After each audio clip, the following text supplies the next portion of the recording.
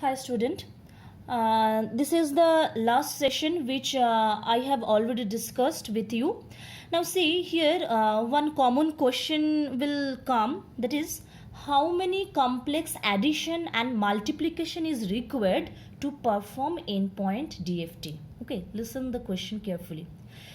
If I ask how many complex addition and multiplication is required to perform endpoint DFT, your answer is in this result. Okay, see, this is the expression of DFT. Now first tell me, to perform endpoint DFT how many complex addition is required. Now what do you mean by complex here? Here actually if you break this twiddle factor, actually this twiddle factor means some exponential part. So in exponential part, see here we have some imaginary component, that is minus j. That's why here when you perform addition in case of DFT, this type of addition is known as complex addition, as because here complex part is present. Similarly, when you perform multiplication, as because here complex part, that is minus j is present, that's why this type of multiplication is known as complex multiplication. Now to perform endpoint DFT, how many complex addition is required? Your answer is n into n minus 1. Say how? First tell me, suppose you have 5 number. Okay, now if I ask you add this 5 number, so how many addition operator is required? To add 5 number you require 4 addition operator. Okay, how? Suppose you have 5 number like this: 1 plus 2 plus 3 plus 4 plus 5. Now one by one, come to one by one. First add this one, 1 plus 2. Then your result is multiplied with this one. Okay. Next your result is multiplied with 4. Next your overall result is multiplied with 5.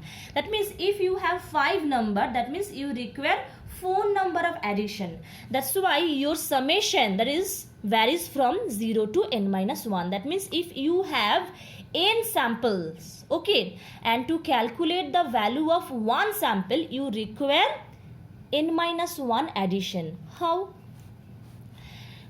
Now how you perform DFT? First you put down the value of this small n, that is if this n is suppose the value of n is 8, that means your addition, this summation will be 0 to 7. That means you have to put the value, that is x of 0, x of 1 up to x of 7. Okay, after that what you do?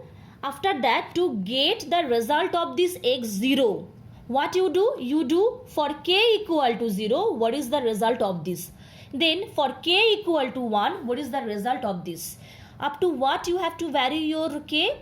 You have to vary your k from 0 to 7 if you have 8 samples. That means to perform 8-point DFT, you require how much addition? You require 7 into 8. That means 56 addition. Okay. Now if I ask that how many complex multiplication is required. Now to get one value of DFT, say x of 0, your k, the value of k will multiplied with n times. Okay, that means to calculate n minus 1 times DFT. Okay, suppose you have n samples, so your multiplication will be n into n. That means suppose you have 8 sample. Okay, so how many complex addition is, how many complex multiplication is required? Your answer is 8 into 8. That means your general expression is to perform DFT,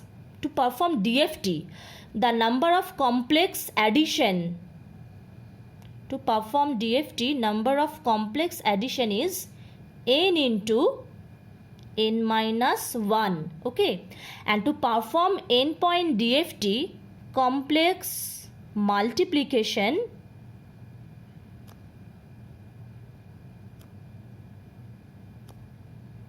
is n square. Now if I ask you that how many complex addition and multiplication is required to perform 64 point DFT. Now your addition is, that is 64 into 63. This is for addition, and for multiplication your result will be 64 into 64. Okay.